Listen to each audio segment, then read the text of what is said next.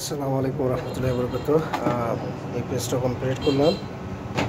এটার সমস্যা ছিল এই যে এইখানে কন্ট্রোলার থেকে মানে ডিসপ্লের যে ইয়েটা আছে অন অফ সুইচের থেকে এখানে শর্ট করে দেওয়া ছিল আগে সার্ভিস করছিল আর কি।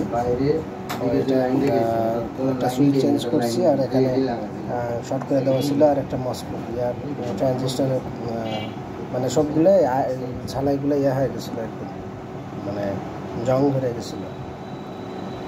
ওইগুলো আবার নতুন করে ঝালাই করে দিলাম, একটা সুইচ চেঞ্জ করছি, আলহামদুলিল্লাহ এখন কমপ্লিট হয়ে গেছে। দেখেন তো আমরা দিই ওই যে এখন আছে ইয়া দেওয়া আছে, তো আমরা অন করি। এখানে কিন্তু জিরো, এই যে আউটপুট আসবে, এই যে এখন কানেক্ট হলো 219 ভোল্ট 222 ভোল্ট কমপ্লিট আলহামদুলিল্লাহ। আমরা এসি খুলে দিই, এই যে এখানে এখন কমপ্লিট। আমি অফ করে দিই, ব্যাস অফ। আমরা অন করি, এই হচ্ছে on.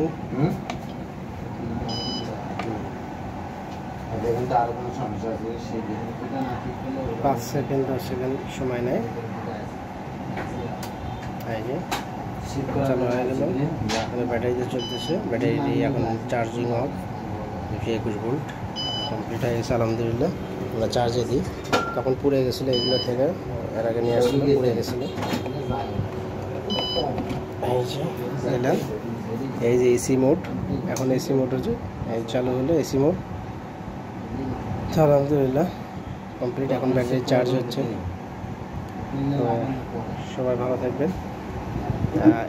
Any one problem online UPS, মূলত আমি এই যে ড্রাইভার বোর্ডগুলোও কিন্তু বানাই, যাদের প্রয়োজন হবে ইনশাল্লাহ কানেক্ট করবেন।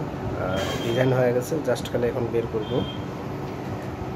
তো সবাই ভালো থাকেন, এবং আমি অনলাইন ইউপিএস বানাচ্ছি ইনশাল্লাহ, শীঘ্রই মার্কেটে ছাড়বো ইনশাল্লাহ।